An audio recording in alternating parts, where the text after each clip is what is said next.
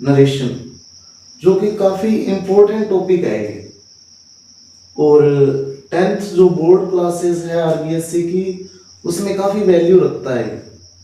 इसके दो क्वेश्चन आते हैं। तो जैसा कि अपन नरेशन स्टार्ट कर रहे हैं आज, तो नरेशन जो है उसको अपन कई अदर नाम से भी जानते हैं। जैसे कि बताता हूँ, जैसे कि अपने रिपोर्टेड स्पीच भी बोलते हैं इसको।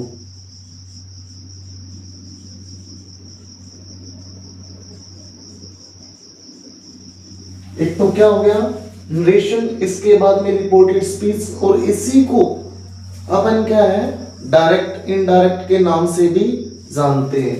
तो इसके लिए फिर एक नाम और रख देता है अपने कि डायरेक्ट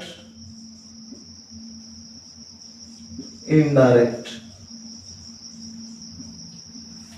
अब इसका एग्जाम में हालांकि ज्यादातर जो यही मिलेगा आपको रिपोर्टेड स्पीच, किसको स्पीच में चेंज करना है, बट फिर भी अपने को कंफ्यूज नहीं होना है कि इसको क्या बोलते हैं। नरेशन भी बोलते हैं, डायरेक्ट इनडायरेक्ट भी बोलते हैं।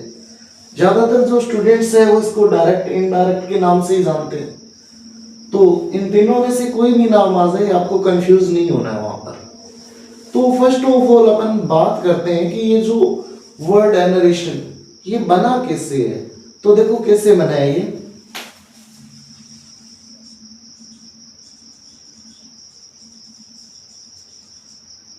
नरेशन, नरेशन जो वर्ड है वो किससे बना है, टू नरेट।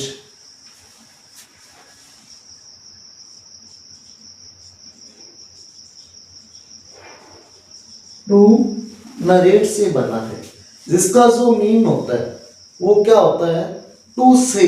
इट मीन्स कहना। इसी का मीन क्या होता है, टू से, यानी कि कहना।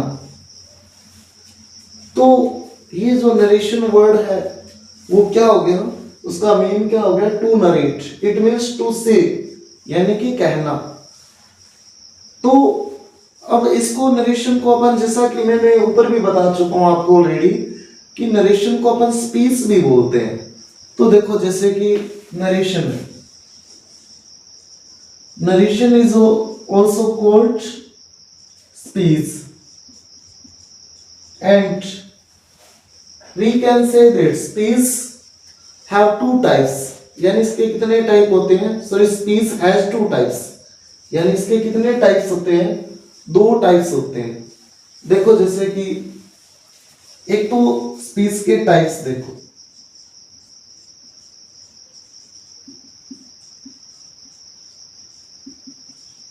कितने टाइप है, दो टाइप। फर्स्ट वन इज, कौन सी हो जाएगी, डायरेक्ट स्पीच। ये कौन सी है, डायरेक्ट स्पीच। और दूसरी जो है, सेकंड जो इसका टाइप है वो कौन सा है, इनडायरेक्ट स्पीच।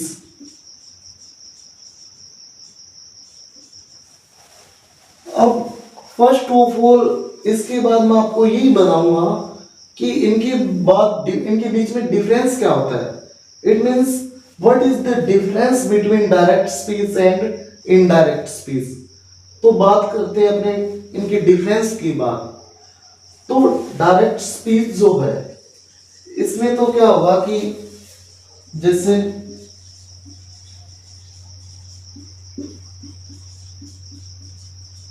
डायरेक्ट स्पीच, इसमें तो क्या होगा कि सेम जो वर्ड है या फिर सेम सेंटेंस, वो क्या होगा, एज इट एज, यानी जो वर्ड्स बोले हैं वो सेम के सेम बोलना, उसमें कोई भी चेंज वगैरह नहीं करना।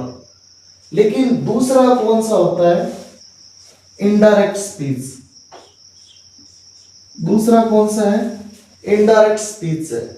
अब इनडायरेक्ट स्पीच की अगर मैं बात करूं, पहले थोड़ा सा इरेज कर लेता हूं इसके लिए। तो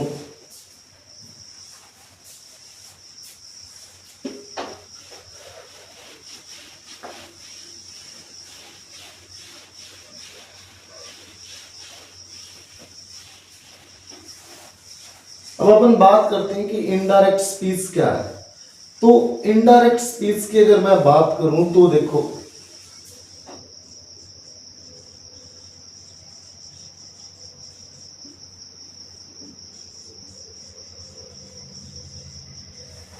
इसमें क्या होगा, वर्ड्स चेंज होंगे। क्या चीज चेंज होगा, वर्ड्स तो होंगे चेंज, बट मीन क्या होगा, नो चेंज, यानी कि मीन में कोई भी चेंज नहीं होगा। मीन में नो चेंज, मीन में किसी भी तरीके का कोई चेंज नहीं होगा। मीन है वो सेम एज इट इज वही देगा जो डायरेक्ट स्पीच में था, वही आपको इनडायरेक्ट स्पीच में मीन मिलेगा। बट डिफरेंस क्या होगा यहाँ पर, क्या डायरेक्ट स्पीच में तो जो वर्ड्स बोलेंगे वो एज इट इज मिलेंगे, बट इनडायरेक्ट में क्या होगा, उनके अंदर चेंज मिलेगा। वो चेंज कैसे मिलेगा वो आगे बात करेंगे अपन। तो इसके बाद में एक चीज और बताता हूं मैं इसकी, कि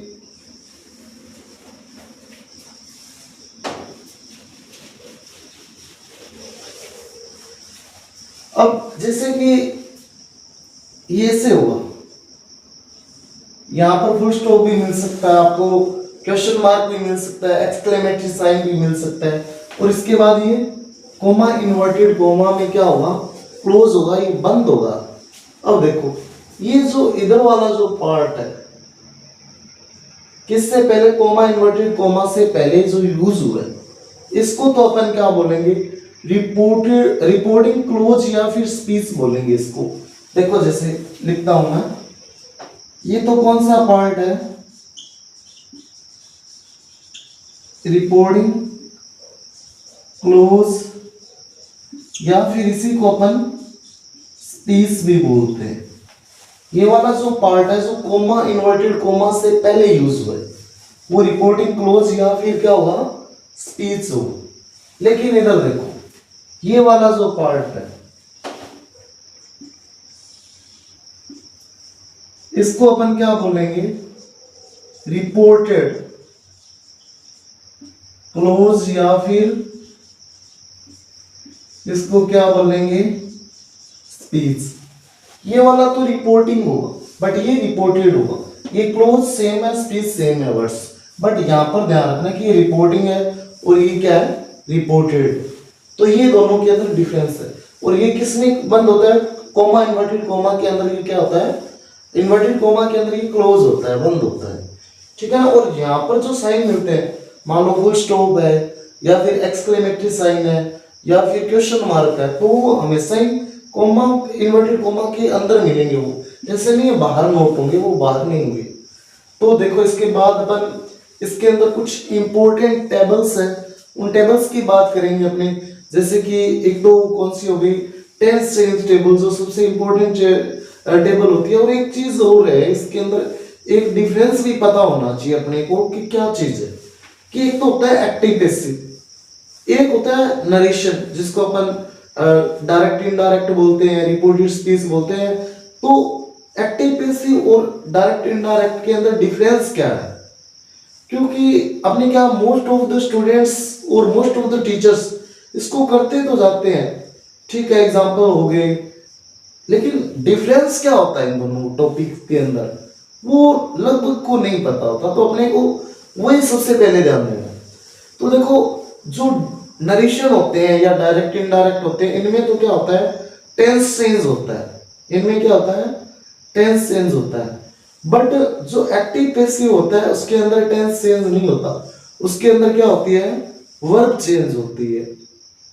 उसके अंदर क्या होगी, वर्ब चेंज होगी। तो ये एक डिफरेंस है जो अपने को क्लियर होना चाहिए।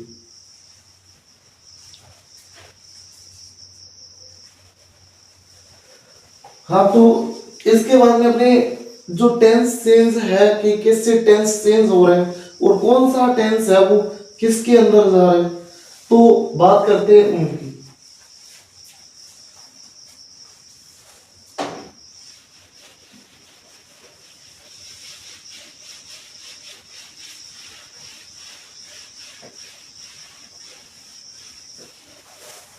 तो देखो टेंस कैसे चेंज होगा। तो फर्स्ट ऑफ ऑल जो पहला हमारा टेंस होता है कौन सा होता है, प्रेजेंट इंडेफिनिट टेंस।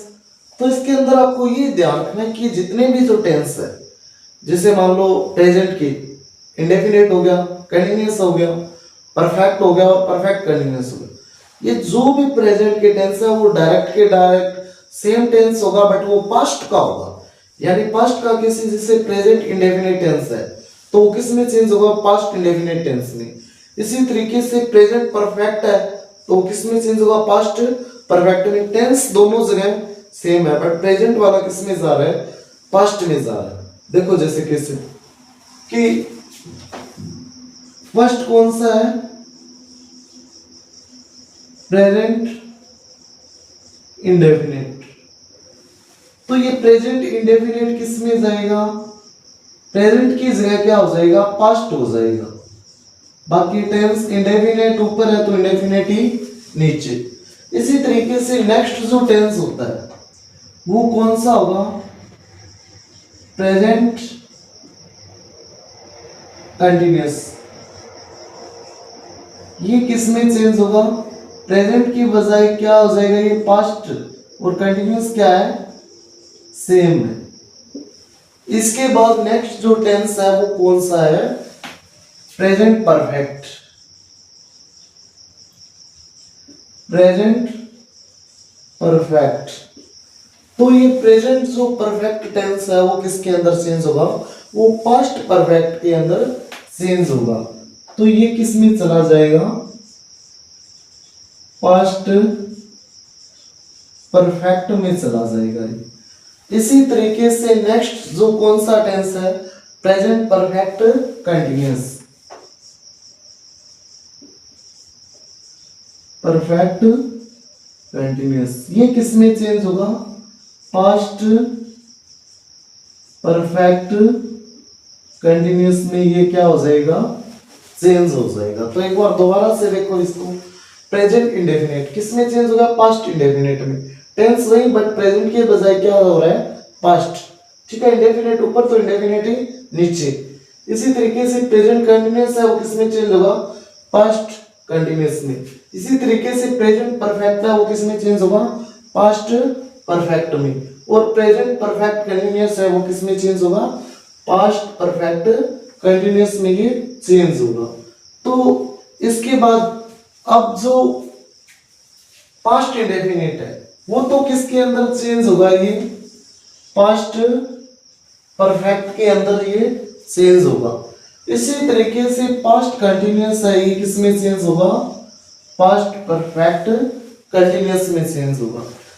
कौन सा, पास्ट इंडेफिनिट किस में चेंज होगा, पास्ट परफेक्ट में। और पास्ट कंटिन्यूअस किस में चेंज होगा, पास्ट परफेक्ट कंटिन्यूअस में। इसको इसे आगे लिख देते हैं अपने,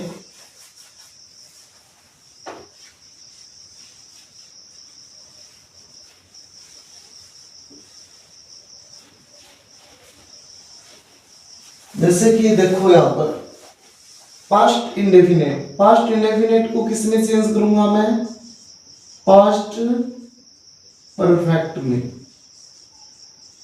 ये क्या हो गया, पास्ट परफेक्ट। इसके बाद में जो प्रेजेंट कंटिन्यूअस, ये सॉरी पास्ट कंटिन्यूअस जो था ये किस में चेंज होगा, पास्ट परफेक्ट कंटिन्यूअस, ये इसमें चला जाएगा।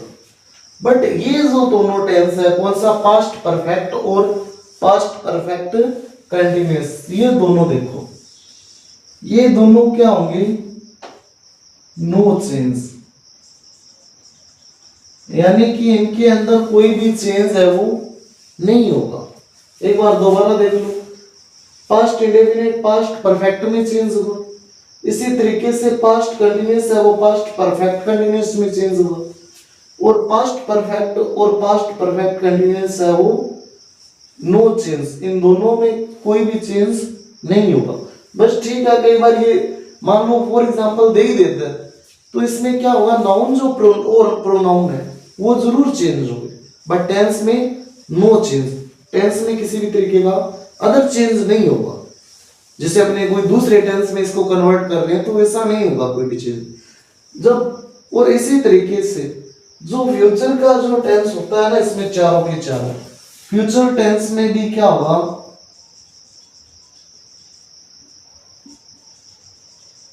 फ्यूचर टेंस में भी नो चेंज। बट फिर भी क्या होगा, फिर भी क्या होगा, देखो जैसे क्या होगा कि अगर आ जाए कैन प्लस V1 है तो किस में चेंज हो जाएगा, ये कुड प्लस V1 में। यानी मॉडल जो है कैन, इसका क्या हो गया पास्ट कुड और V1 का V1 में। इसके बाद में देखो अगर मिल जाए आपको शेल प्लस V1 तो सेल का पास्ट क्या होता है शुड, तो ये क्या हो जाएगा शुड प्लस V1 हो जाएगा। इसी तरीके से विल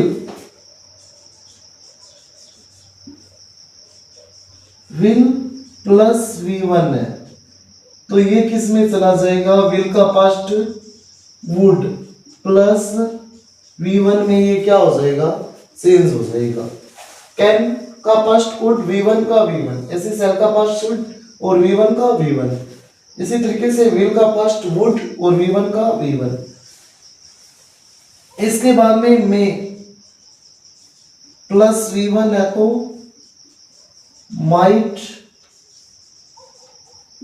प्लस V1 में ये क्या हो जाएगा चेंज हो जाएगा। तो एक तो ये ध्यान रखना आपको, एक बार थोड़ा सा 2 मिनट में रिपीट कर देता हूं मैं। जैसे प्रेजेंट इंडेफिनिट है, ये किस में चेंज होगा पास्ट इंडेफिनिट में, और पास्ट इंडेफिनिट पास्ट परफेक्ट में चेंज होगा। इसी तरीके से प्रेजेंट कंटीन्यूअस किस में चेंज होगा पास्ट कंटीन्यूअस में, और past continuous past perfect continuous में। इसके बाद में प्रेजेंट परफेक्ट है वो पास्ट परफेक्ट में चेंज होगा, और प्रेजेंट परफेक्ट कंटीन्यूअस है वो पास्ट परफेक्ट कंटीन्यूअस में ये क्या होगा चेंज होगा। लेकिन पास्ट परफेक्ट और पास्ट परफेक्ट कंटीन्यूअस है ये दोनों नो चेंज। इसके बाद में फ्यूचर टेंस में नो चेंज, बट ध्यान रखना है क्या चीज कि कैन प्लस V1 आ जाए तो could plus V1, shall plus V1 आ जाए तो शुड प्लस V1। इसी तरीके से विल प्लस V1 आ जाए तो would plus V1, may plus V1 है तो माइट प्लस V1 होगा। तो एक तो ये कौन सी थी ये टेबल टेंस चेंज टेबल, ये वाली जो है कौन सी टेबल है वो टेंस चेंज टेबल। इसके बाद में इसके अंदर काफी टेबल्स है, जैसे कि एक प्रोनाउन वाली टेबल होगी, एक क्या दो होगी इसमें, ठीक है ना। एक तो SON वो होगी अकॉर्डिंग टू SON, और दूसरी कौन सी जहां पर केस चलेंगे subjective case objective case possessive case. तो अब नेक्स्ट जो टेबल है उसकी बात करते हैं अपन।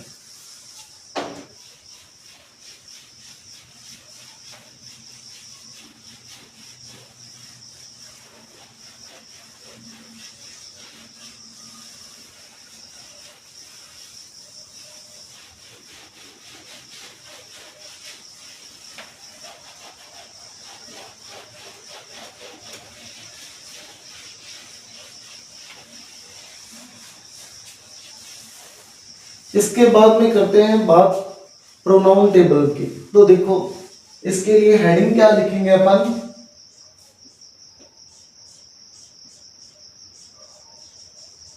प्रोनाउन टेबल, बट किसके अकॉर्डिंग, अकॉर्डिंग टू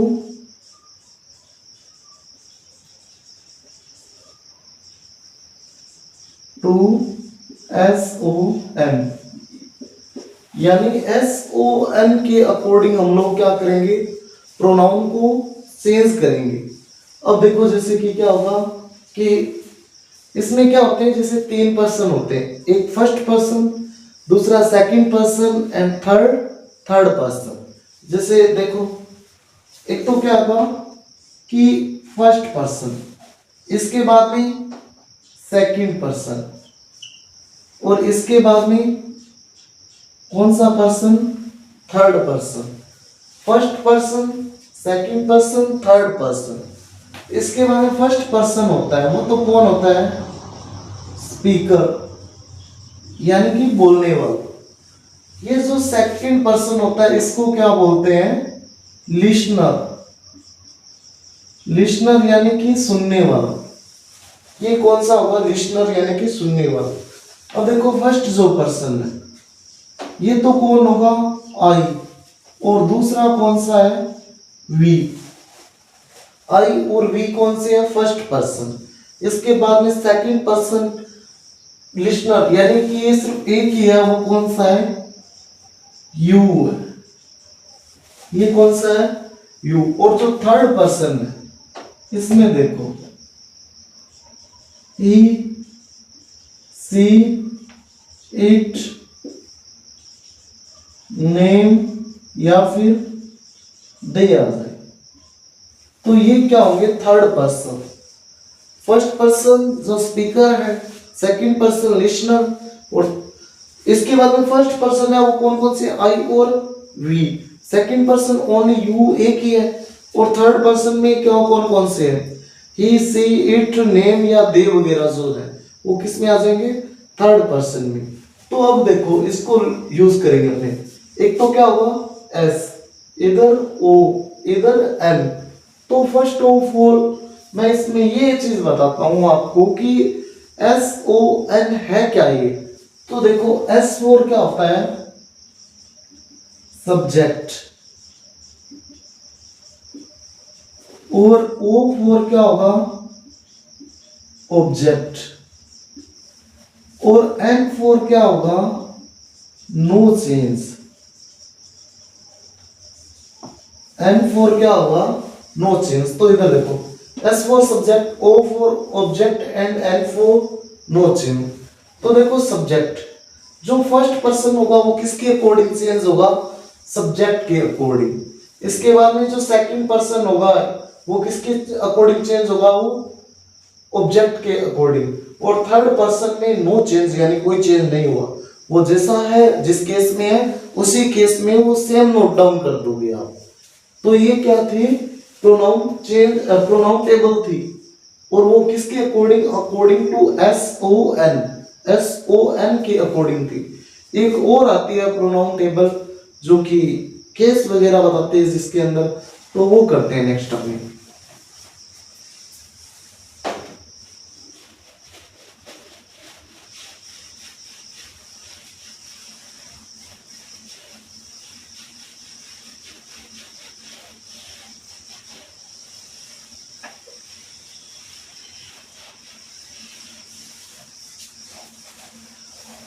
तो इसके लिए फिर ऊपर वाला इरेज कर ही देता हूं मैं, क्योंकि फिर जगह काफी चाहिए इसके लिए अपने।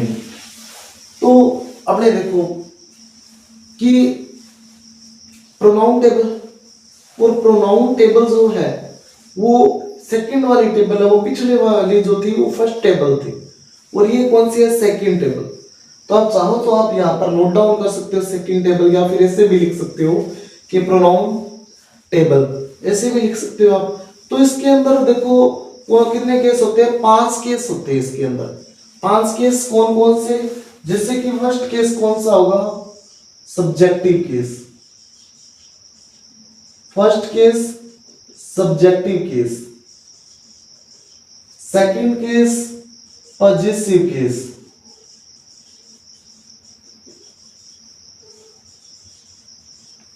Third case objective case.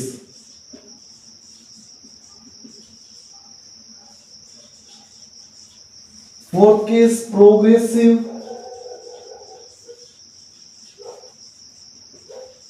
Possessive case.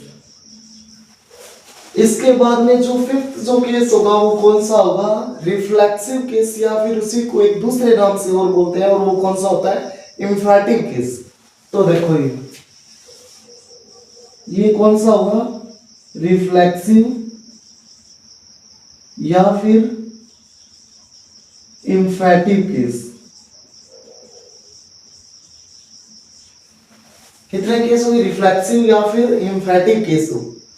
तो अपन स्टार्टिंग से लगते हैं फर्स्ट पर्सन से। फर्स्ट पर्सन जो कि स्पीकर, और स्पीकर है उसके अंदर मैंने आपको दो बताए थे, 2 पर्सन होते हैं, एक तो आई और दूसरा वी। फर्स्ट पर्सन के अंदर ये 2 चीजें थी, 2 प्रोनाउन थे, आई और वी। तो फर्स्ट ऑफ ऑल अपन बात करते हैं आई की। तो आई का जो सब्जेक्टिव केस, ऑलरेडी आई खुद सब्जेक्टिव केस है। इसके बाद में पजेसिव केस क्या होता है उसका, माई। पजेसिव केस क्या होगा इसका, माई। मार्कर दूसरा यूज करता हूं मैं, जस्ट वेट।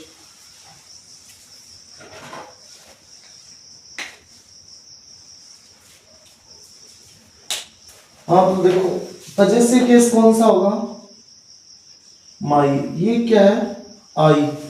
आई माई। और इसके बाद में objective case me. Possessive case, progressive possessive case my. और इधर ध्यान देना, रिफ्लेक्सिव या इंफेटिव केस की बात करता हूं मैं।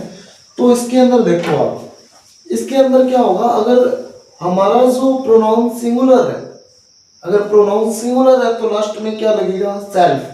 लेकिन अगर ये प्लूरल है तो लास्ट में क्या लगेगा, सेल्स।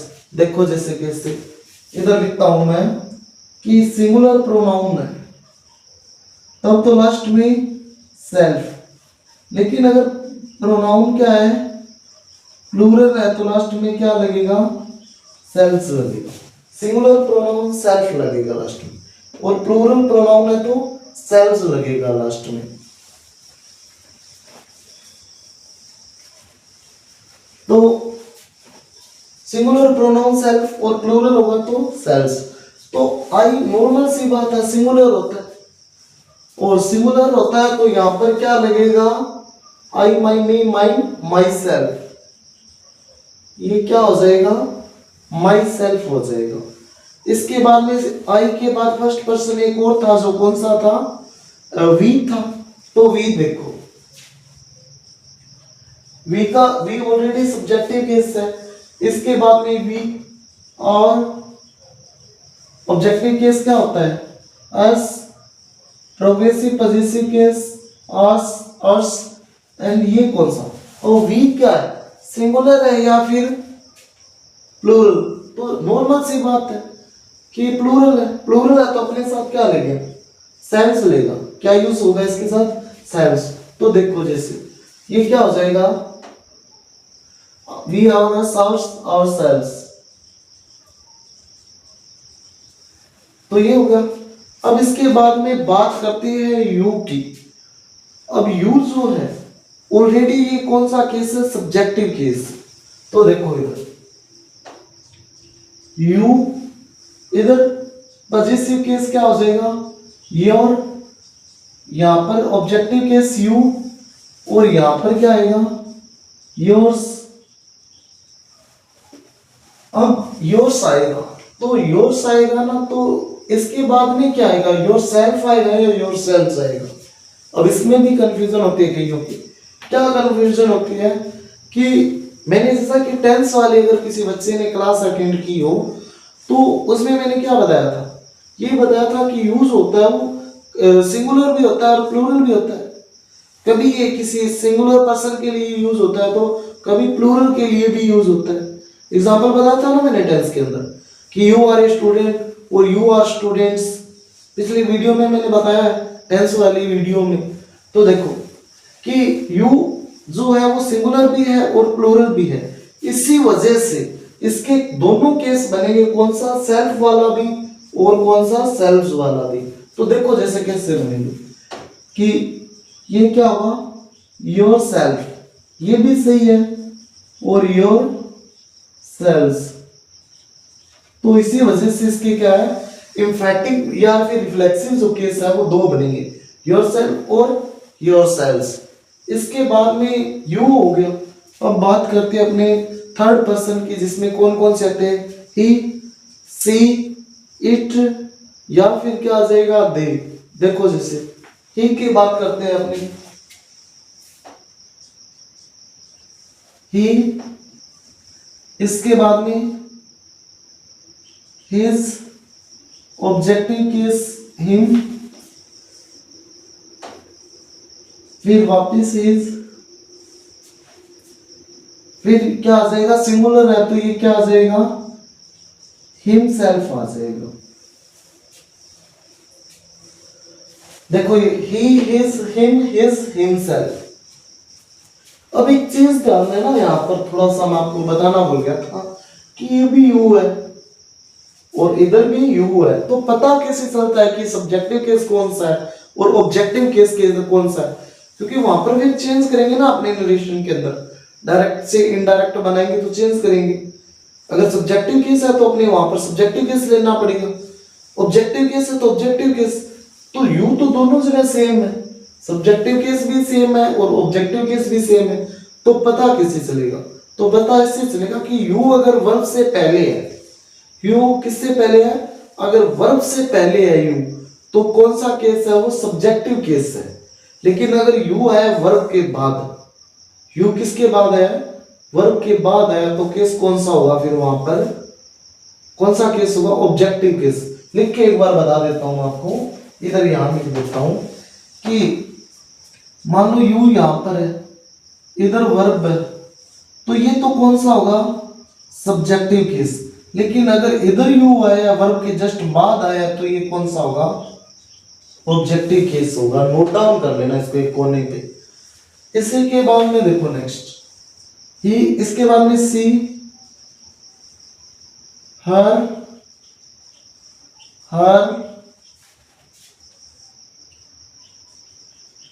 हर्स एंड सिंगुलर ऐसी नॉर्मल सी बात है, तो क्या होगा? यहां पर सेल्फ लगेगा लास्ट में, तो क्या होगा? Her self. क्या होगा? ये हर सेल्फ हो जाएगा। इसके बाद में नेक्स्ट कौन सा बच गया? इट और दे बच गए ना, 3 2 5 7, ठीक है, इट और दे बच गए। तो देखो पहले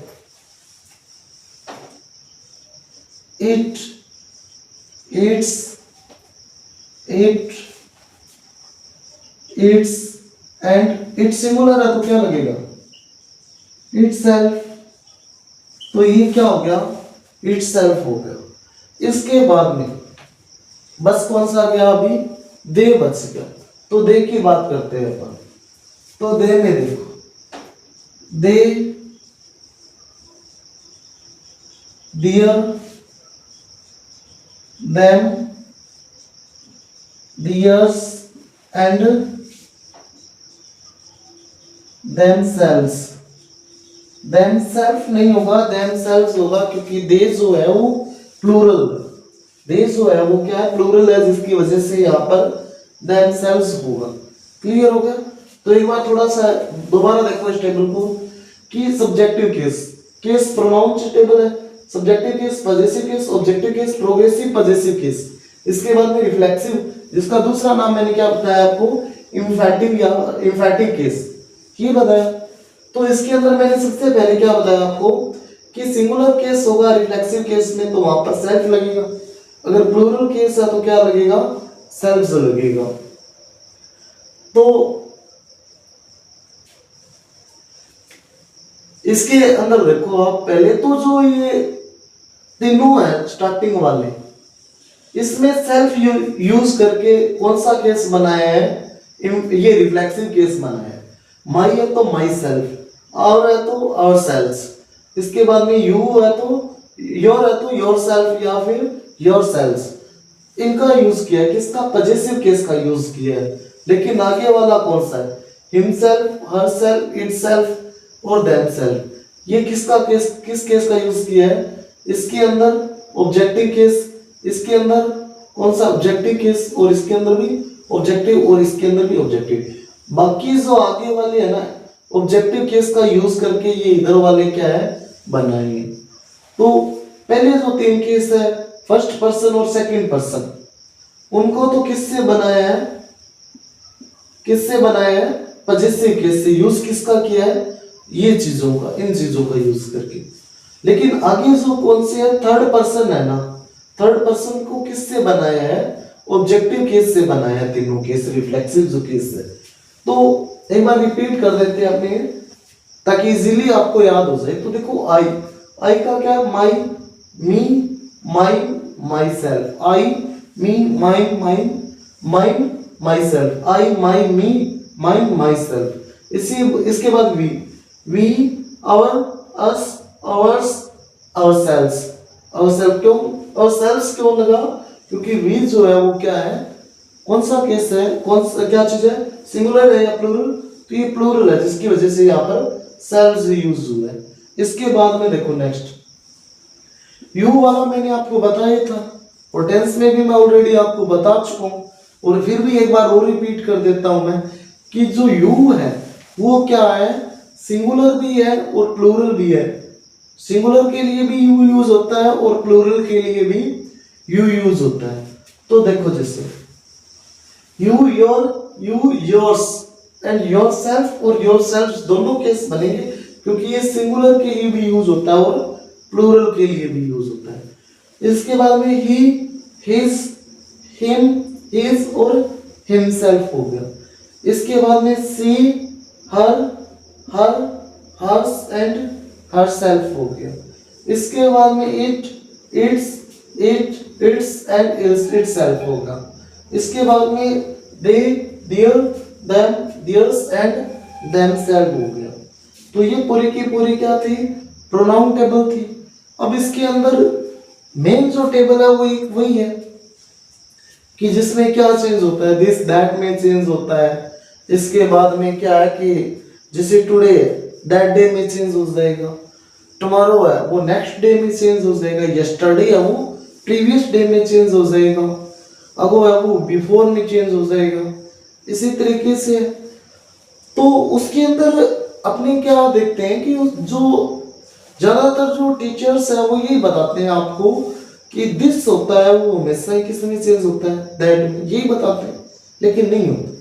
दिस आपको ये बताऊंगा मैं कि दैट में भी चेंज होगा, दैट में भी चेंज होगा, इसके बाद में वो इट में भी चेंज होगा और दै में भी चेंज होगा। एक एग्जांपल से थोड़ा सा मैं वो बताने की कोशिश करूंगा कि देखो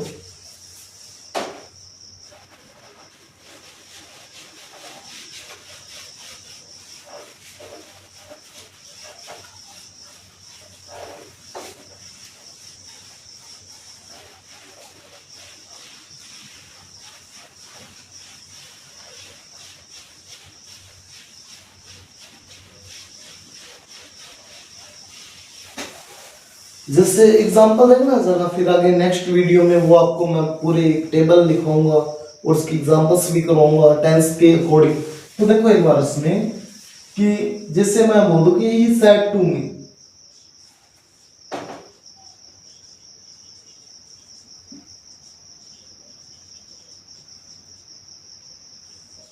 दिस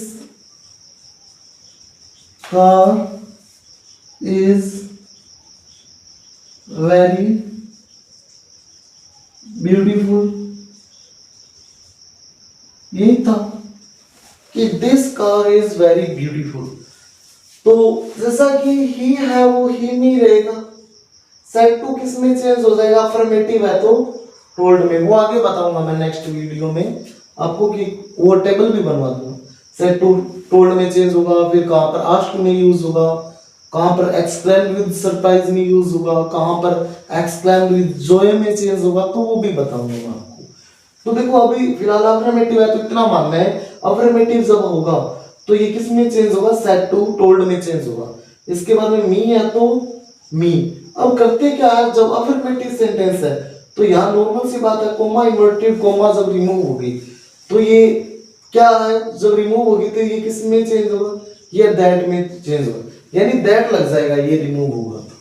अब करते क्या है, दिस को भी दैट में चेंज करते तो दैट दैट तो डबल हो जाएगा। बट यहाँ पर जो दिस है वो किसका काम कर रहा है, एडजेक्टिव का काम कर रहा है।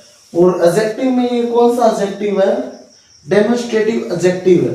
तो जब ये एडजेक्टिव का रोल प्ले करता है तो यहाँ पर ये किस में चेंज होता है, फिर दै में चेंज होता है। तो हर बार वो रट्टा नहीं मारना आपको कि ठीक है दिस आ गया दैट में चेंज कर दिया, हमेशा वो रूल नहीं चलता है। तो देखो ये क्या हो जाएगा कि दिस है वो दैट कार इज है, मार का पास्ट क्या होगा, वॉज वर, कार सिंगुलर है तो वॉज वेरी। इसके बाद क्या आ जाएगा, ब्यूटीफुल।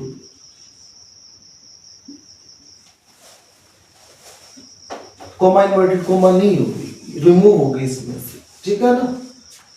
तो देखो he told me that the car was very beautiful. तो यहाँ पर जो दिस है वो किससे दैट में चेंज हुआ है।